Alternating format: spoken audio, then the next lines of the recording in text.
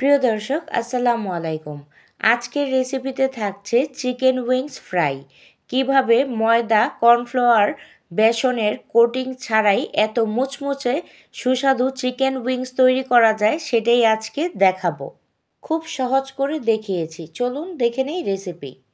এখানে 1 কেজি পরিমাণে আমি চিকেন উইংস নিয়েছি আর চামড়াগুলোকে উপর থেকে পুড়ে নিয়েছি। চামড়ার মধ্যে ছোট ছোট পশম থাকে যেগুলো চোখে দেখা যায় না, তাই ভালো মতো এপাশ ওপাশ করে আমি পুড়ে ধুয়ে পানিটা ঝরিয়ে রেখেছি। তারপর এখন দিয়ে দিলাম মরিচের গুঁড়া 1 টেবিল চামচ পরিমাণ। আমি এটা স্পাইসি করব, আপনারা চাইলে কম ঝালেও করতে পারেন। 1/2 চা চামচ পরিমাণ হলুদের গুঁড়া, স্বাদ মতো লবণ দিয়েছি। আরও অ্যাড করে দিলাম ধনিয়া গুঁড়া 1 চা চামচ পরিমাণ, গরম মশলা গুঁড়া 1 চা চামচ পরিমাণ। আরও অ্যাড করে দিচ্ছি জিরা গুঁড়া 1/2 চা চামচ পরিমাণ, টক দই 2 টেবিল চামচ পরিমাণ। সব শেষে সরিষার তেল দিয়ে দিলাম 2 টেবিল চামচ পরিমাণ।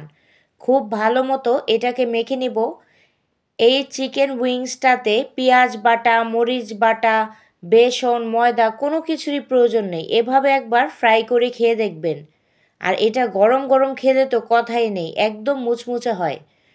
মেখে নেওয়া হয়ে গেলে একটি বক্সের মধ্যে আমি ম্যারিনেট করা উইংসগুলোকে একদিনের জন্য ফ্রিজে নর্মালি রেখে দেব।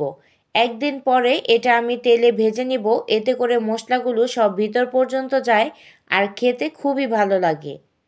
আর আপনাদের হাতে সময় না থাকলে আপনারা এটা 3-4 ঘন্টার জন্য ম্যারিনেট করে রাখতে পারেন। তো আমার হয়ে গিয়েছে, এখন আমি এটা ফ্রিজে রেখে দেব, পরের দিন ভেজে নেব।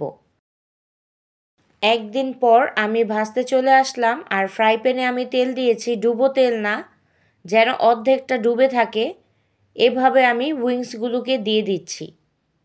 আর খুব বেশি হাই হিটে ভাজা যাবে না, এটা মিডিয়াম টু লো হিটে ভাজতে হবে, তাহলে সুন্দর একটি কালার আসবে।